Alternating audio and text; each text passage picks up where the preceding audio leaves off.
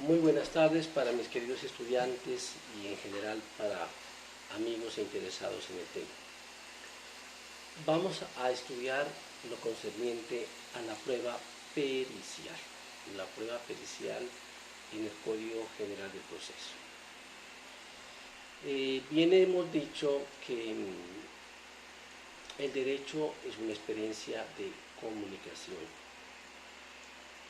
El Código General del Proceso ha traído muchas innovaciones en materia probatoria en todos los campos y en todas las jurisdicciones. Siendo el derecho una experiencia de comunicación, es importante denotar que la prueba pericial fue drásticamente renovada, fue radicalmente transformada. Bien sabemos que el juez es lego.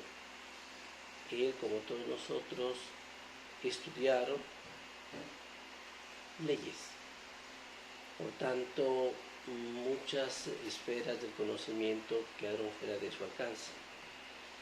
El artículo 226 de nuestro Código de Formas establece claramente que la prueba pericial es procedente para verificar los hechos que interesan al proceso y requieran especiales conocimientos científicos, técnicos o artísticos. El compromiso y la obligación del juez es dirigir el proceso, administrar justicia que debe traducirse en la buena convivencia, una justicia social que traiga paz entre los administrados. Pero para ello, para esa administración de justicia, el juez tiene una tarea muy noble y a la vez muy difícil, que es encontrar la verdad.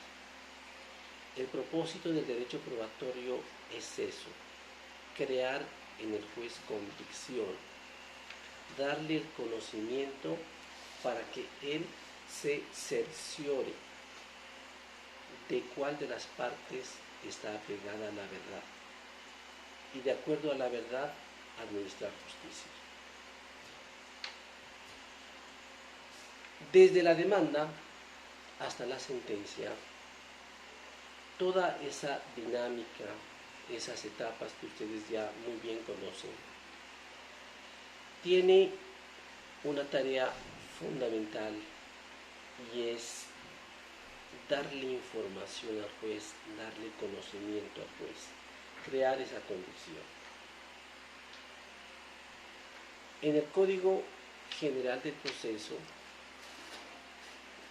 no se hablaba de perito, se hablaba de prueba pericial.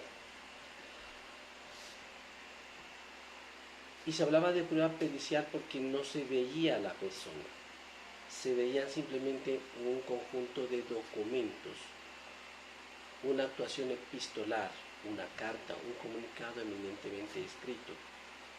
El perito era un ser como gaseoso, como evanescente, como abstracto,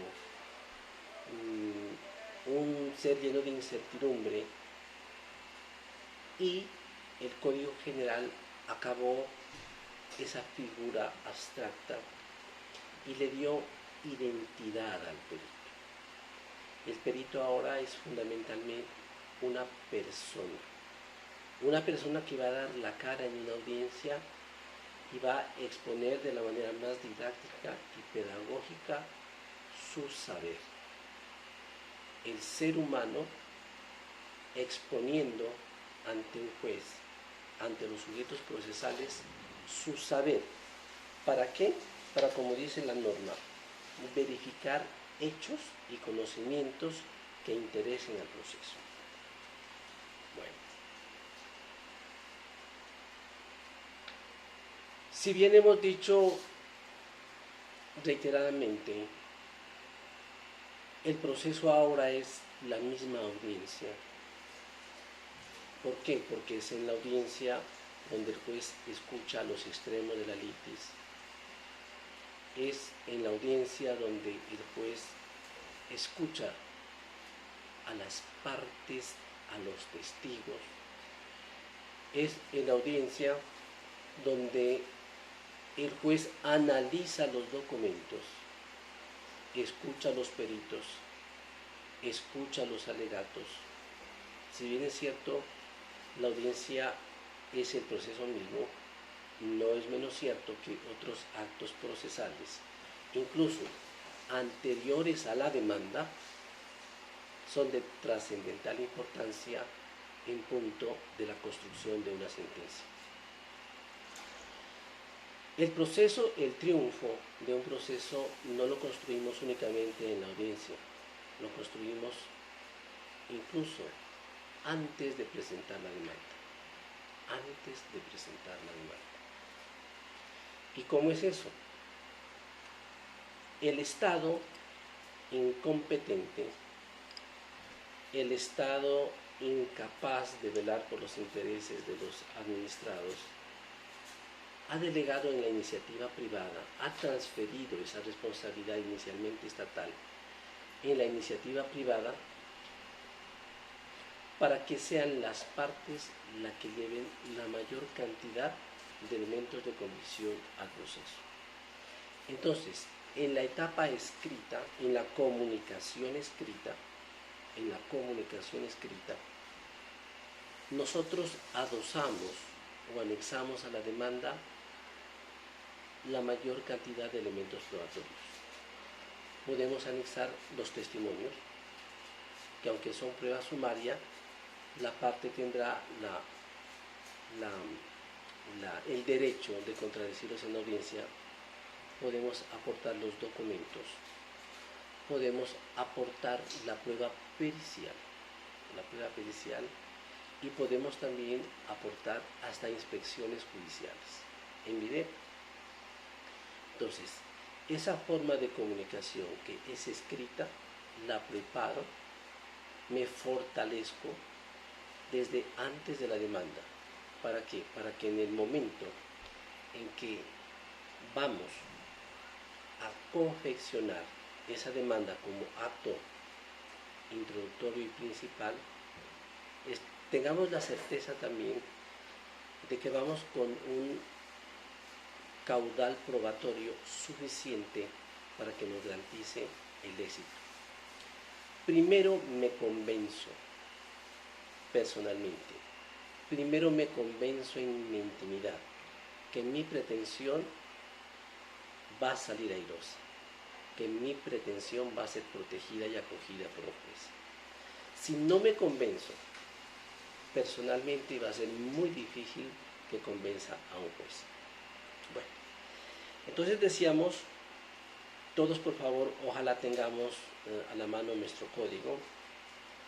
El artículo 226 nos habla sobre la procedencia de la prueba pericial. Dice, la prueba pericial es procedente para verificar los hechos que interesen al proceso y que requieran especiales conocimientos científicos, técnicos y artísticos. La prueba la debo aportar con la demanda. El dictamen pericial primero tiene una comunicación escrita. Posteriormente, y en desarrollo y evolución del proceso, llegará en el momento de las audiencias donde, si hay contradicción, el perito deberá hablar, aparecer en escena, dar su cara, pero inicialmente la prueba pericial se aporta con la demanda. Dice la norma, artículo 226, sobre un mismo hecho o materia cada sujeto procesal solo podrá presentar el dictamen pericial, un solo dictamen. Y cada hecho será objeto de una pericia individualmente. Posteriormente dice la norma, no serán admisibles los dictámenes periciales que versen sobre puntos de derecho, sin perjuicio de lo dispuesto para la prueba de la ley y la costumbre extranjera. Cuando estudiábamos el artículo 177 sobre la prueba de la norma jurídica, el precepto establecía la posibilidad de probar pericialmente la ley extranjera. Entonces esa sería como una de las excepciones a este inciso del artículo 226. Las partes podrán asesorarse de abogados cuyos conceptos serán tenidos en cuenta por el juez como alegaciones. Esto no es una pericia, es simplemente una facultad que la ley otorga a los abogados para que, por ejemplo, en nuestros actos de alegaciones podamos asesorarnos de un gran doctrinante para soportar nuestros argumentos. El perito debe manifestar bajo juramento que se entiende prestado por la firma de su dictamen que su opinión es independiente y corresponde a su real convicción profesional. El perito deberá manifestar bajo juramento que se entiende prestado por la firma de dictamen que su opinión es independiente y corresponde a su real convicción profesional. En este punto tenemos que recordar que el perito es prepago. Al perito hay que pagarle por su intervención. El perito es un sujeto, es una persona, un profesional tarifado, que viene al proceso a tratar de coadyuvar una pretensión y fortalecer, pero pagado. Entonces la discusión es, si yo le pago para que diga lo que yo quiero que diga. Si el perito me va a dar una opinión adversa a mis intereses, ¿tengo que pagarle? Eso es muy importante. El perito es realmente imparcial y de ahí deviene también una revolución ética y moral muy importante. Primero me convenzo yo. Si no me convenzo personalmente, en la intimidad de mi intelecto, será muy difícil que encuentre en el oído del juez el eco suficiente como para que mi pretensión sea escuchada favorablemente. Les ponía el caso de aquella mujer que fue al centro de salud con su bebé. El bebé sangraba copiosamente por su naricita, tenía 11 meses, un añito creo de vida. Fue primero a las 7 de la noche, le recetaron lo de siempre, la droga que todo lo cura, que todo lo sabe. Vuelve a las 10 de la noche, la madre desesperada ve que la fiebre no amaina, sin embargo el médico de turno solo precisa de pronto aumentarle la dosis y vuelve y envía a esa madre con su hijo a la casa. La madre ve que ya la fiebre fue en alza hasta el punto de que el niño entra en convulsiones, vuelve al hospital y resulta que en la primera atención el niño fallece. Le consultan a usted como abogado, ¿qué pasa? La primera pregunta de esa madre, yo les decía, enlutada en su alma, doctor, mi hijo tenía que morir. ¿Se podía hacer algo entre las 7 de la noche y la 1 o 2 de la mañana? Transcurrieron 4, 5, 6 horas y mi hijo lloraba y pedía que le calmen el dolor y me abrazaba. Dice esa madre, ¿era inevitable esa muerte?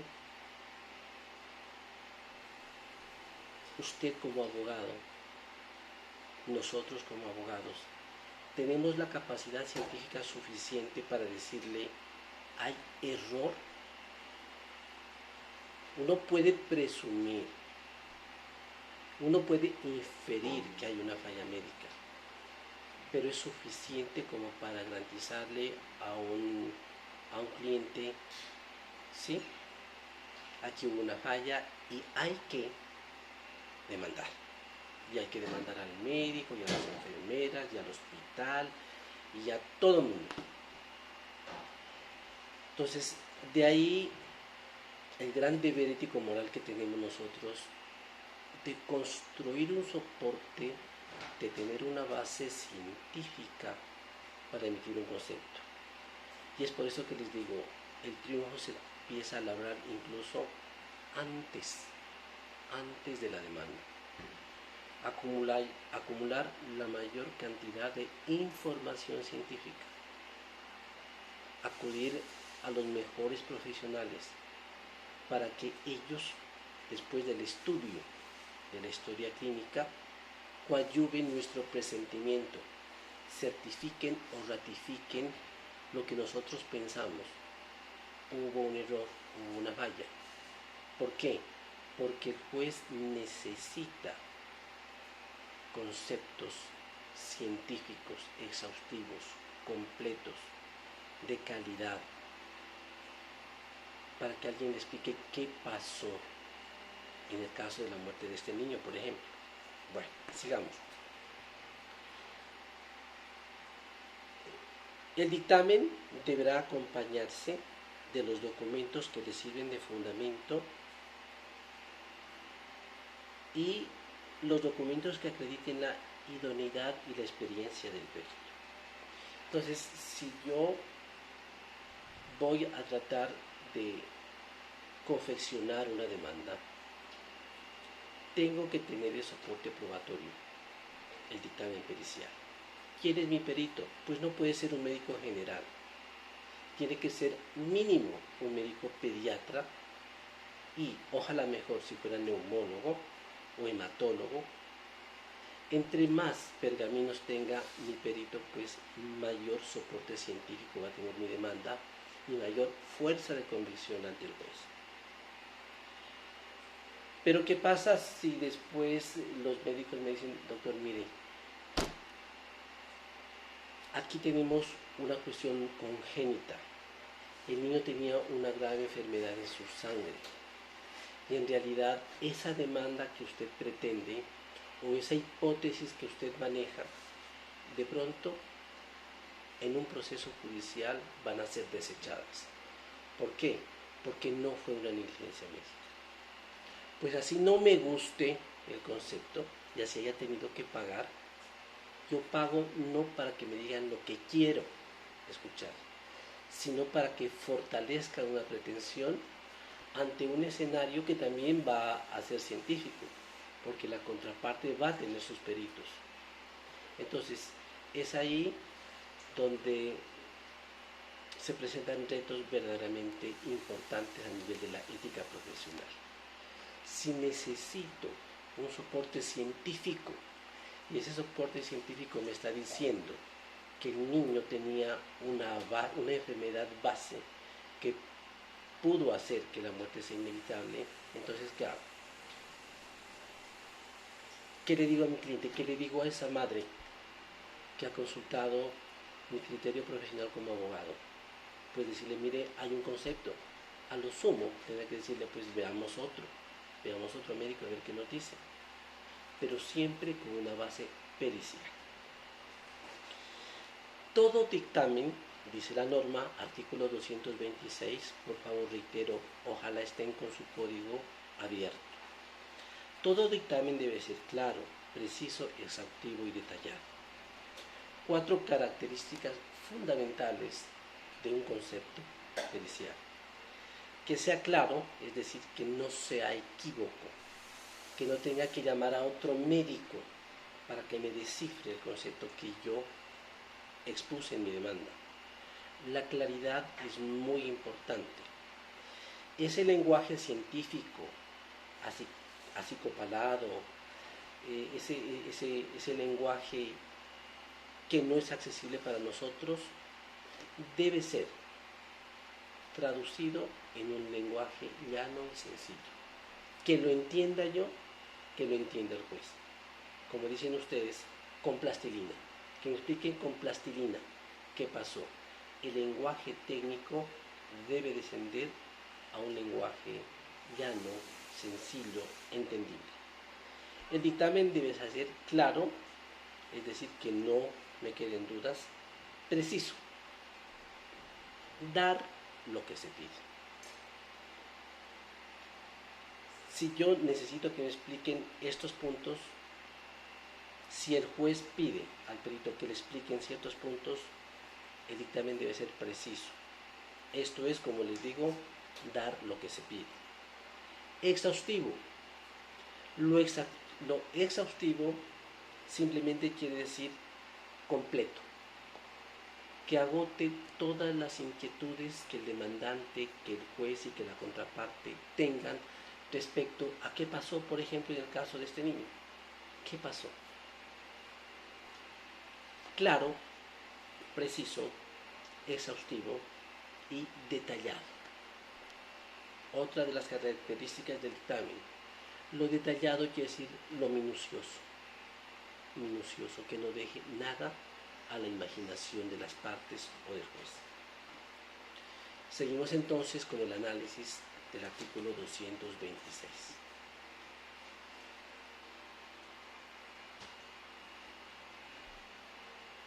En el dictamen también debe decirse qué profesión, cuál es el arte, el oficio, la especialidad, la posespecialidad que tenga esa persona que está emitiendo un dictamen pericial. Si fue solo, tendrá que decirlo, pero si en la construcción de ese concepto participaron otras personas, deberá decir también qué personas, en qué especialidades y cuál fue su colaboración en la elaboración de ese dictamen. Igualmente, cuando aportamos un peritaje, debemos anexar los documentos idóneos sobre ese perito. Supongamos un médico, un ingeniero, un arquitecto, el título profesional, todos los títulos académicos, especializaciones, grados, posgrados, doctorados, postdoctorados y los documentos que certifiquen la respectiva experiencia profesional, técnica y artística. Entonces, recordemos que estamos en un sistema adversarial y que no estamos en un sistema de solidaridad o de cooperación. Estamos en un sistema de competitividad.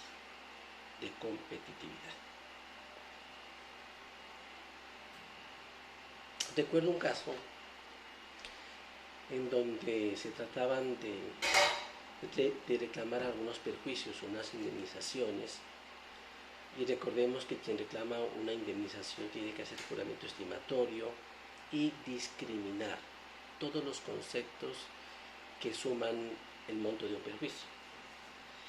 Y en la demanda se anexó un dictamen pericial de un contador público, estudiante de la Universidad Mariana, pongámosle, de la Universidad Mariana. Estudiamos el dictamen y nos dimos cuenta que adolecía de ciertas debilidades y nos dimos a la tarea de buscar información sobre ese perito, ¿sí? Y resulta que había sido un estudiante medio bajo, medio, ¿entiende? De 3.2, 3.3, 3.4. Entonces nos dimos a la tarea de buscar un perito y se nos ocurrió la idea de contradecir el dictamen con el profesor de él, con el profesor que le había dado materias y que tenía un postdoctorado.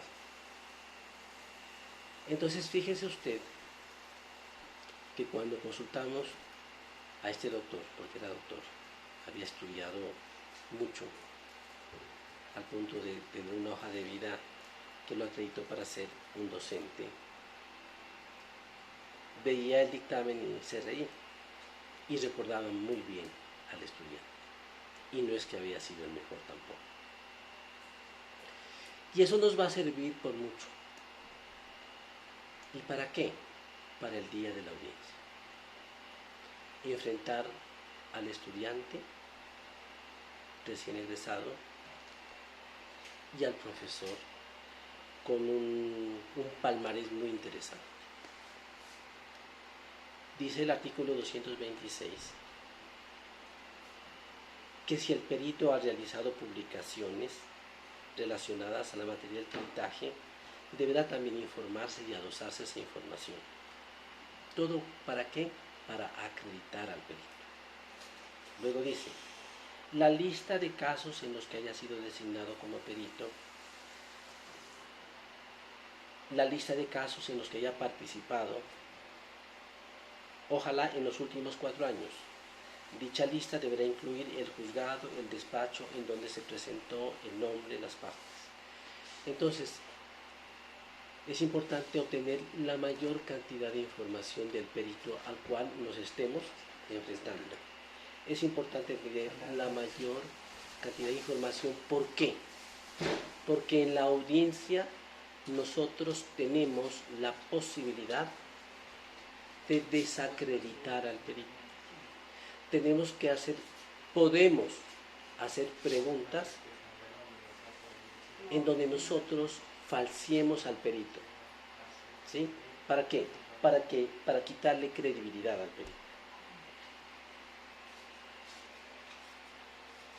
Existe la posibilidad dentro de la técnica de contrainterrogatorio de realizar preguntas de falsación, buscando que la desacreditación de ese perito. Entonces yo puedo decir, bueno, vaya por favor, vea en qué procesos ha participado este perito y si esos dictámenes han servido. ¿Y qué tal si esa información nos dice que nunca han tenido en cuenta esos peritajes por la falta de calidad y por la falta de fundamento científico? Entonces nos vamos armando cuando desde antes de presentar la demanda. Otro aspecto importante del artículo 226. Si se encuentra en curso en las causales contenidas en el artículo 50, en lo pertinente, ¿qué dice el artículo 50? Son las causales de mala conducta. Entonces, ¿qué tal que encontremos que ese médico, ese abogado, ese contador ha sido suspendido por faltas a la ética? Queriendo decirle en la audiencia, diga cómo es cierto que usted está pagando una pena de 5 años de suspensión, porque está aquí.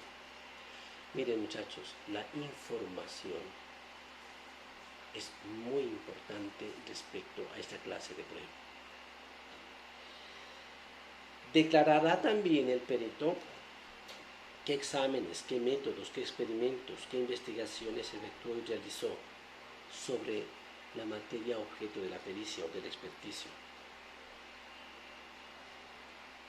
Declarará también si esos exámenes, esos métodos, esos experimentos e investigaciones efectuados son diferentes respecto a los que utiliza regularmente en el ejercicio de su profesión.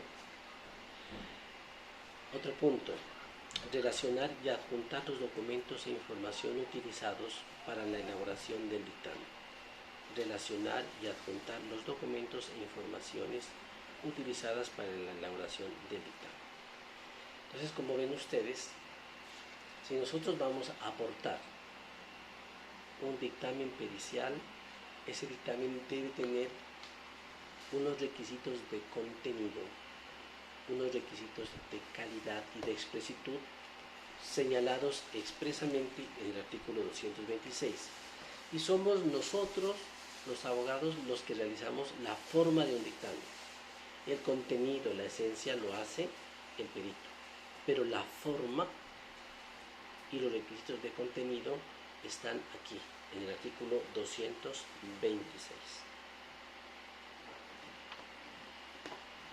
Entonces, el dictamen suscrito por el perito, repito, deberá contener como mínimo un dictamen. Cuando nos diga, por favor, revise si ese dictamen está completo. Como mínimo, primero, la identidad de quien rinde el dictamen. La identidad. Domicilio, residencia, teléfono, correo electrónico, dónde lo puedo ubicar, teléfono,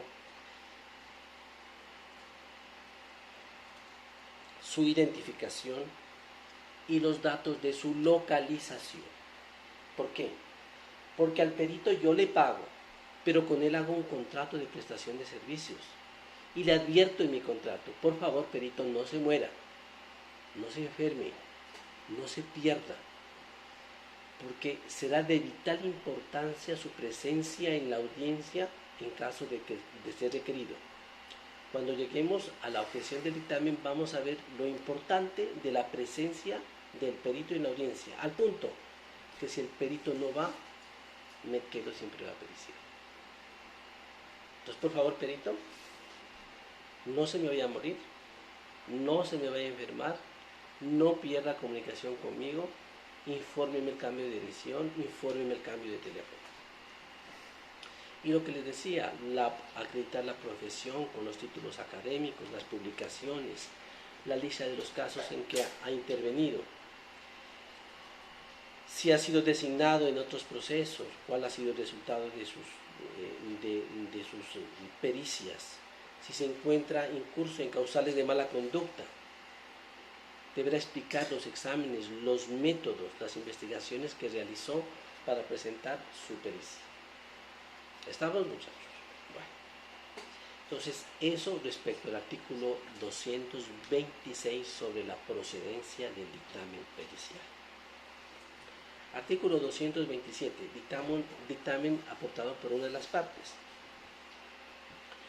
Pues ya les había dicho, de acuerdo al principio de la autorresponsabilidad de la prueba y de la carga de la prueba, la parte que pretenda valerse del dictamen pericial debe aportarlo en las respectivas oportunidades probatorias. Recordemos, la demanda, la contestación, el término adicional de petición de prueba, el famoso TAP dentro de los procesos verbales. La norma establece que la parte demandada en un evento que tiene un término de 10, de 20 días para contradecir un dictamen, teniendo en cuenta la complejidad, teniendo en cuenta las características propias del litigio, puede pedir un término adicional que supere los 20 o los 10 días, que supere el término de contestación, aduciendo que será exclusivamente para fortalecer la objeción al dictamen probatorio. Y el juez, obviamente, tendrá que considerar la petición y establecer una prórroga para contestar la demanda y para aportar un dictamen pericial que pretenda objetar o desvirtuar el presentado por la demanda. Dice la norma, cuando el término previsto sea insuficiente para aportar el dictamen, la parte interesada podrá anunciarlo en el escrito respectivo y deberá aportarlo dentro del término que el juez conceda, que en ningún caso podrá ser inferior a 10 días. En este evento el juez hará los requerimientos pertinentes a las partes y terceros que deban colaborar con la práctica de la prueba. El dictamen deberá ser emitido por institución o profesional especializado. Entonces, me notifican una demanda. Tengo 20 días para contestar. Dentro de ese término de los 20 días, que es el proceso verbal de mayor cuantía, o 10 o 5, son términos para contestar la demanda. Pero la norma dice que si yo pretendo hacer algún dictamen para contestar, para objetar el dictamen presentado en la demanda, puedo pedir un término adicional. Y el juez considerará esa petición y podrá otorgar una prórroga, un término adicional diferente al término de contestación de la demanda. ¿Para qué? Para que podamos aportar un dictamen que pretenda impugnar, que pretenda objetar el presentado por la parte actora en su libelo genitor o en su libelo demandatorio. Artículo 228. Contradicción del dictamen pericial.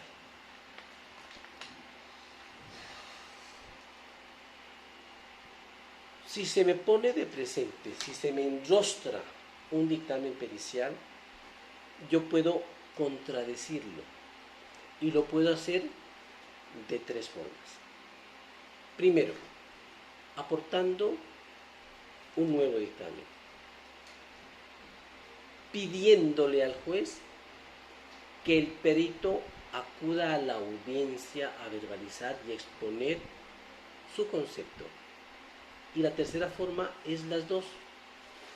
Aporto un nuevo peritaje y a la vez pido la presencia del perito.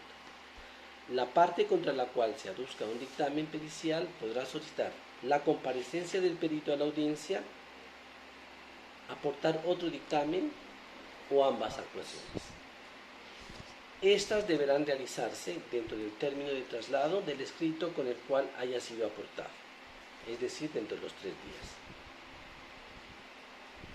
En virtud de la anterior solicitud, o si el juez lo considera necesario, citará al perito a la respectiva audiencia, en la cual el juez y las partes podrán interrogarlo bajo juramento acerca de su idoneidad, acerca de su imparcialidad y acerca del contenido del dictamen. La contraparte de quien haya aportado el dictamen podrá formular preguntas asertivas, insinuantes, con la misma libertad con la que interrogamos a la parte. Porque una forma y una técnica existe para interrogar a las partes, otra técnica para interrogar a los testigos y otra para interrogar a los peritos. Las técnicas de interrogatorio a peritos y a las partes se asimilan muchísimo, se asimilan mucho. Las partes tendrán derecho, si lo consideran necesario, a interrogar al perito en el orden establecido para el testimonio. Si el perito no asiste a la audiencia,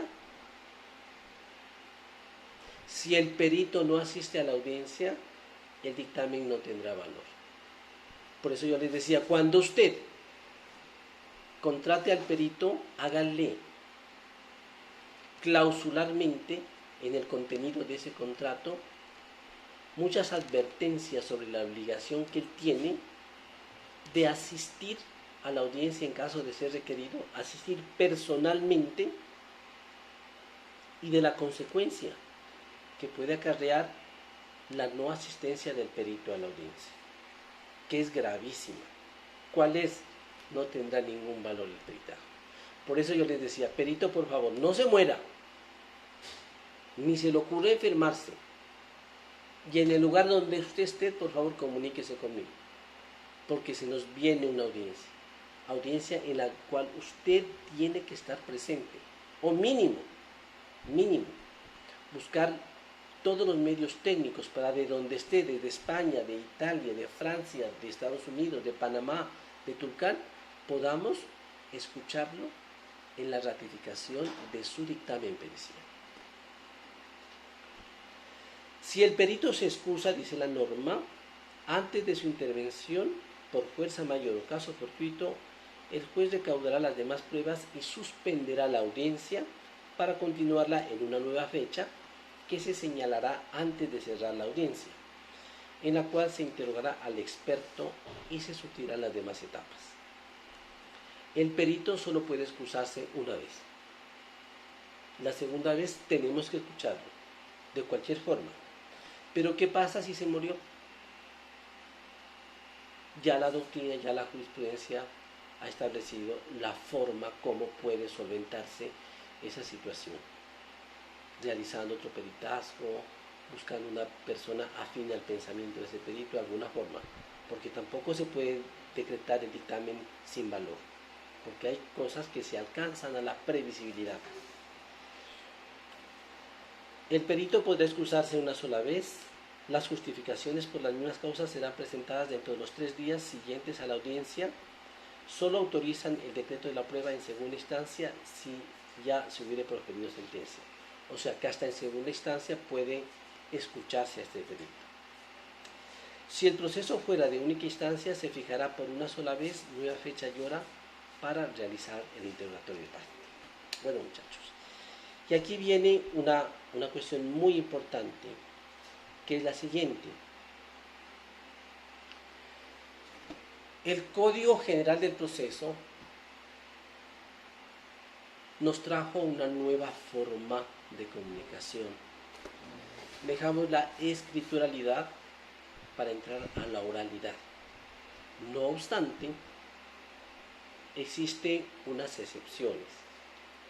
En los procesos de filiación, en los procesos de impugnación a la filiación, de interdicción, por cierto, que ya desaparecieron por la ley 1996, los procesos de inhabilitación, los dictámenes son escritos. Es una excepción y se entiende la excepción. ¿Por qué? Porque en nuestro país hay miles de procesos de filiación, cientos de procesos de inhabilitación o interdicción, donde se investigue la sanidad mental de una persona. La mayoría de esos procesos y de esos peritajes son realizados por instituciones públicas, Instituto de Medicina Legal, Universidad Nacional, y se haría imposible entonces que para cada proceso el instituto esté mandando un perito para que ratifique el concepto de una audiencia. Artículo 229. Disposiciones respecto del juez en tanto a la prueba pericial. Artículo 229. El juez de oficio o a petición de parte podrá disponer lo siguiente: adoptar las medidas para facilitar la actividad del perito, ordenar a la otra parte prestar la colaboración suficiente para la práctica de los dictámenes, previniéndola sobre las consecuencias de la renuencia. Cuando el juez decrete la prueba de oficio o a petición de parte, o por el amparado de pobreza, para designar el perito deberá acudir preferiblemente a instituciones especializadas, públicas o privadas, de reconocida trayectoria o idoneidad. Entonces, leamos por favor el artículo 229. Artículo 230. Dictamen decretado de oficio. Artículo 230. Dictamen decretado de oficio. Cuando la prueba sea decretada de oficio, es el juez quien determina el cuestionario que el perito debe absolver. Él realiza las preguntas, él elabora el cuestionario que el perito ha de absolver y fija el término para rendir el dictamen. Si el perito no rinde el dictamen en tiempo, se le impondrá multas de 5 a 10 salarios mínimos legales mensuales vigentes y se le informará a la entidad de la cual dependa o a cuya vigilancia esté sometido, porque eso es causal de mala conducta.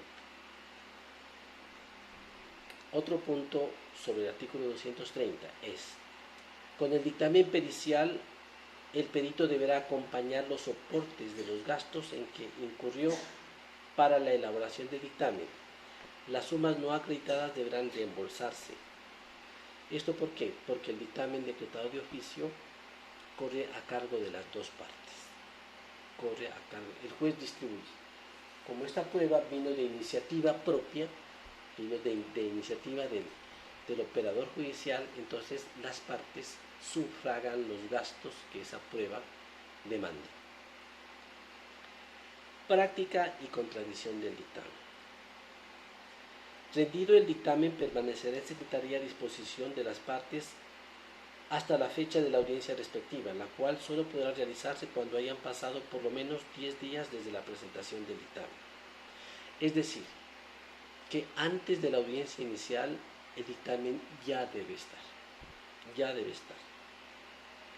Para los efectos de la contradicción del dictamen, el perito siempre deberá asistir a la audiencia, salvo lo previsto en el parágrafo 228. ¿Qué decía ese parágrafo? Para los procesos de filiación, interdicción, inhabilitación, que ya lo explicamos el por qué solo es suficiente un dictamen escrito. Apreciación del dictamen. Artículo 232. Apreciación del dictamen. El juez apreciará el dictamen, como es obvio, de acuerdo a las reglas de la sana crítica, ¿no? Pero además tendrá en cuenta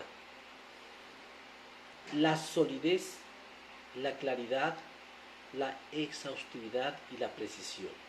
También la calidad de los fundamentos del dictamen, la idoneidad del perito. Y algo muy importante, el comportamiento que el perito denote en el transcurso de la audiencia, porque eso nos dice sobre la personalidad, sobre la imparcialidad, sobre la espontaneidad del perito, ¿sí? Como estamos en un sistema adversarial, se necesita que sea claro, que se le entienda, que sea exhaustivo, ya dijimos, completo, en toda inquietud sobre la cual se indague, él debe dar razón.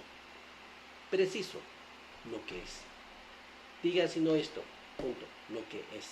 Precisión. Y la calidad. La calidad es muy importante. ¿Por qué? Porque ahí se ve el palmarés que es médico, especialista, subespecialista, postdoctor. Y la calidad también debe tenerse en cuenta, es cómo él soporta su dictamen, la pedagogía que él utilice para exponer ese lenguaje tan técnico en un lenguaje llano y sencillo, y los fundamentos de ese concepto. Deber de colaboración de las partes, artículo 233. Las partes tienen el deber de colaborar con el perito para facilitarle datos, cosas, acceso a los lugares. Si alguno no lo hiciere, se hará constar así en el dictamen y el juez apreciará la conducta como indicio en contra. Ojo, si no colaboro con el perito, mi conducta va a ser vista como indicio en contra. Si alguna de las partes, y viene algo más grave, espérense, si alguna de las partes impide la práctica del dictamen, se presumen ciertos los hechos que se pretendían probar con el dictamen. Entonces sería otra forma de confesión ficta. Cuando yo impido la práctica del dictamen, se tendrán por ciertos en mi contra los hechos que pretendían probarse con el dictamen. Entonces, a colaborar con los peritos. El juez deberá tener en cuenta las razones que las partes aduzcan para justificar la negativa a facilitar datos, cosas o acceso a lugares, cuando lo pedido no se relacione con la materia del litigio o cuando la solicitud implique vulneración o amenaza a un derecho propio o de un tercero. Entonces será muy difícil justificar el por qué yo no suministro los datos al perito. Entonces ahí viene el concepto de la reserva legal, que solo se da para ciertos casos, como es seguridad nacional, orden público, salubridad pública, cosas que no... Y en industria también se da una reserva legal de no dar a conocer sus fórmulas, sus recetas, pero del resto no. Entonces hay que colaborar con el perito. Peritaciones de entidades y dependencias oficiales, artículo 234. Los jueces podrán solicitar de oficio a petición de parte los servicios de entidades y dependencias oficiales para la peritación que verse sobre materias propias de la actividad. Con tal fin, las decretará y ordenará librar los oficios respectivos para que el director de las mismas designe el funcionario o funcionarios que las rindan. La contradicción de tales dictámenes se someterá a las reglas ya establecidas. El dinero para transporte, viáticos y demás a cargo de las partes. En los procesos donde hubiere controversia sobre las liquidaciones de créditos de vivienda individual a largo plazo, deberá solicitarse la intervención de la Superintendencia Financiera de Colombia mediante peritación que realice, y ella será la que elabore esas liquidaciones. Bueno, vamos entonces ahora a hablar sobre una característica fundamental y muy discutida y que ha dado para muchas polémicas, que es la imparcialidad del testigo. Ya habíamos dicho que el testigo es un testigo tarifado, es un testigo prepago, es un testigo a quien yo contrato pero le pago, por tanto tendrá una relación directa conmigo, una relación de trabajo, ¿ok? Habrá mucho interés, no obstante, se precisa y se exige del perito, así haya ese pago, rescatar la imparcialidad y que sus conceptos sean su real convicción y el fundamento de su ciencia.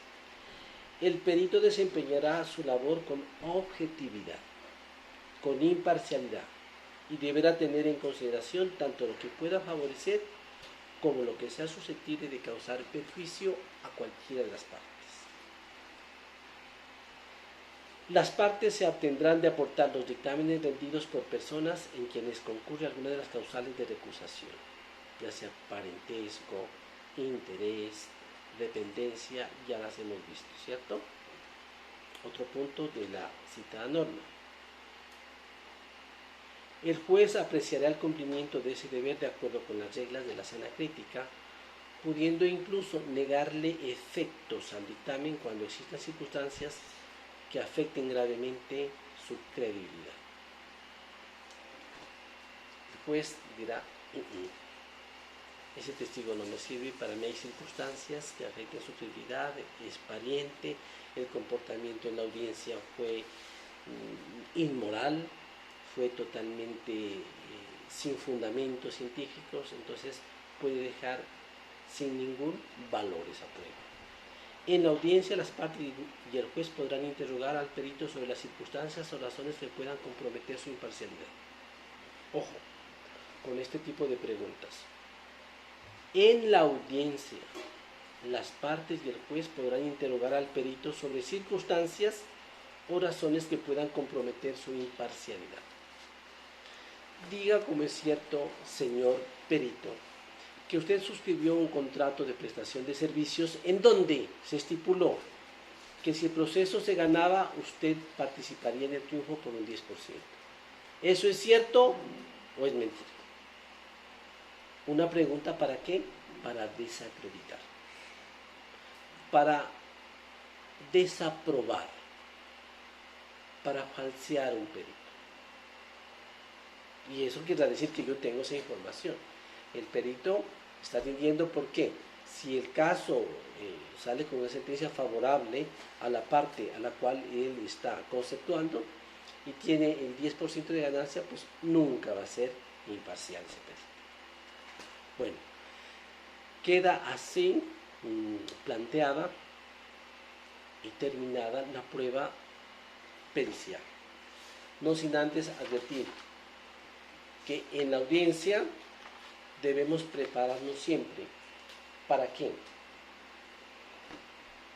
Para ayudar a nuestro perito, para que nuestro perito se acredite, para que nuestro perito se fortalezca en la audiencia y contrario sensu, para buscar del perito de la contraparte incoherencia, contradicción y desacreditación. Entonces, muchachos, muy importante la prueba pericial. ¿Por qué? Además, la prueba pericial es parte estructural en muchos procesos. Por ejemplo, en el proceso de investigación de la paternidad, en el proceso de impugnación, filiación, interdicción, inhabilitación. Son pruebas que necesariamente deben practicarse. ¿So pena de qué? De que un proceso pierda toda validez. De que un proceso, tengo un mascotita, me disculpa, de que un proceso pierda toda validez. De que un proceso quede prácticamente sin ningún valor. Otra cosa importante en la prueba pericial es la parte ética, la parte moral de la prueba. primero me convenzo,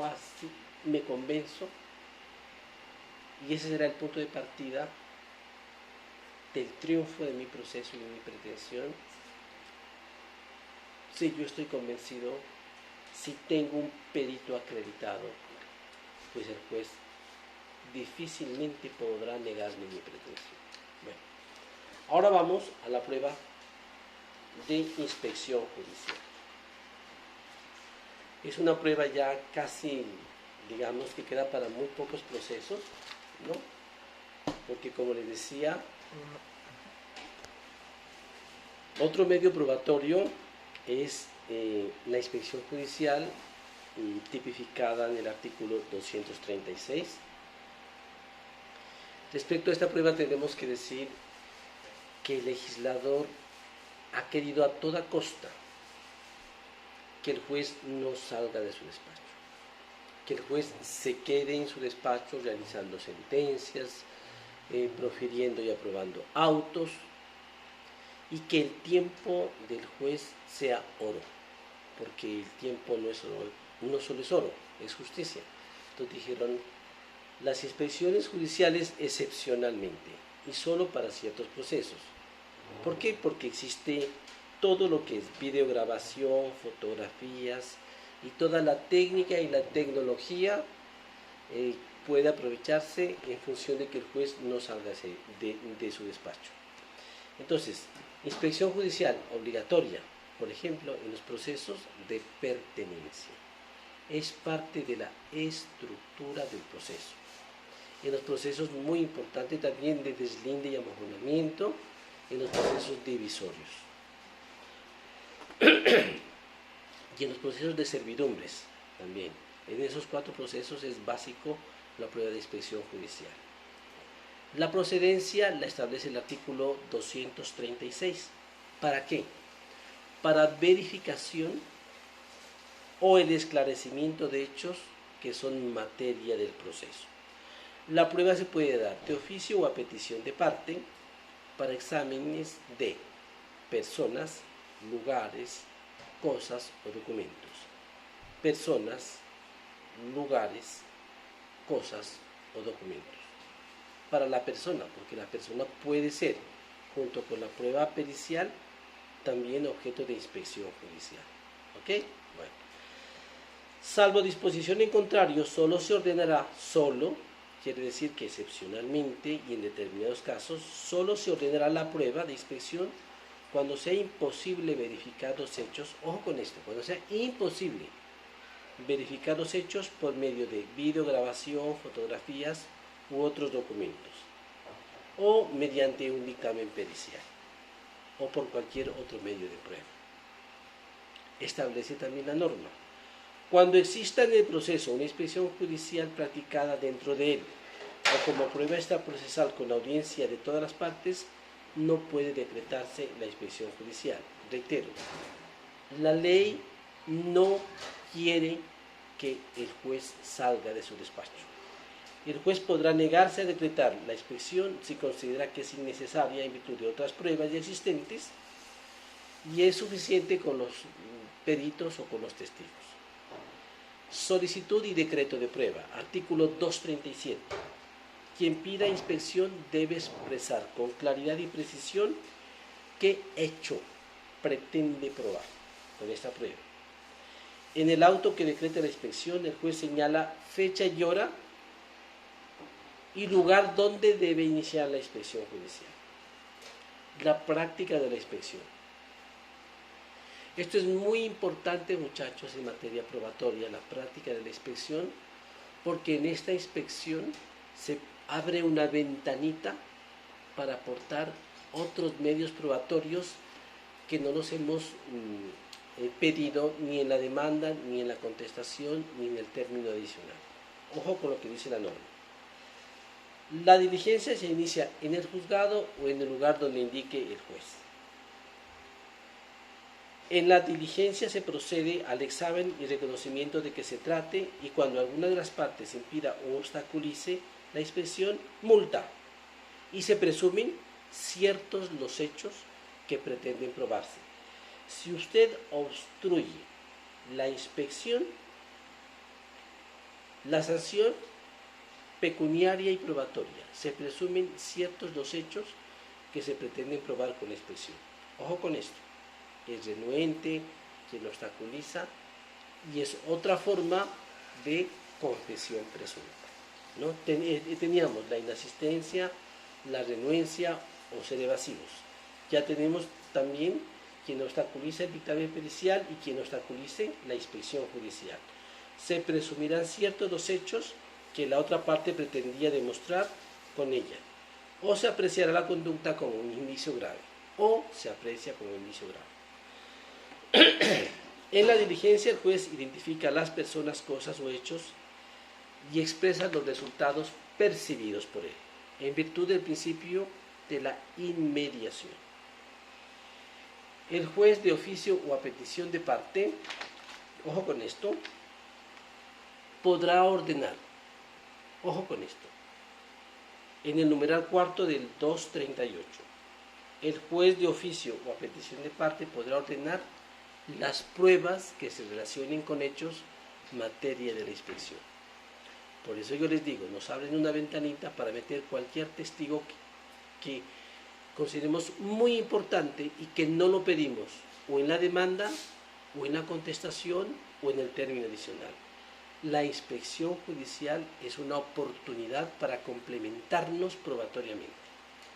Quinto, cuando se trate de inspección de personas, podrá el juez ordenar los exámenes necesarios respetando la dignidad, la intimidad, la integridad de las personas. ¿Cuándo puede pedirse la inspección de una persona? Por ejemplo, de un abuelito al que le van a practicar un examen con perito, obviamente, para determinar las condiciones en las que vive y su capacidad mental. O, por ejemplo, de una niña maltratada, cómo vive en estado de abandono. Ahí se confunden mucho o se combinan mucho la prueba de inspección con la prueba pericial. El juez podrá ordenar que se hagan planos, cálculos, reproducciones, experimentos, grabaciones dentro de la audiencia, ¿no? Para que sirvan como elementos de construcción intelectual de la sentencia, porque es un medio probatorio. Cuando se trate de predios rurales, el juez podrá identificarlos mediante su reconocimiento aéreo o con el empleo de los medios técnicos. Esa sí es una parte de la norma muy irreal, casi utópica. Los pobres jueces no cuentan ni con papel, yo no sé cómo pueden hacer la inspección con reconocimiento aéreo. Inspección de cosas muebles o de documentos. Cuando la inspección verse sobre cosas muebles o documentos que se hallen en poder de la parte contraria o de terceros, se aplicará también las disposiciones sobre la exhibición. Entonces, como ustedes pueden ver, muchachos, la inspección judicial es una prueba ya casi proscrita, es una prueba que es importante para ciertos procesos, ya les dije, para el proceso de pertenencia, para el proceso de deslinde y amojonamiento, para el proceso de constitución de servidumbres o de servidumbres, y realmente lo que quiere la norma es que el juez no salga, que el juez no salga de su despacho judicial, que el juez no abandone su sitio de trabajo y que se empleen los medios técnicos, la videograbadora, las fotografías y otro tipo de documentos, y solo cuando el juez ve imprescindible salir de su despacho a hacer una inspección, lo hará. Entonces es una prueba ya casi excepcional. Las preguntas, las inquietudes que tengan sobre estos dos temas, que son muy importantes, la prueba pericial y la prueba de inspección judicial, las vamos a coordinar con los respectivos representantes de cada curso. Muchas gracias, un saludo de paz y bien para todos ustedes.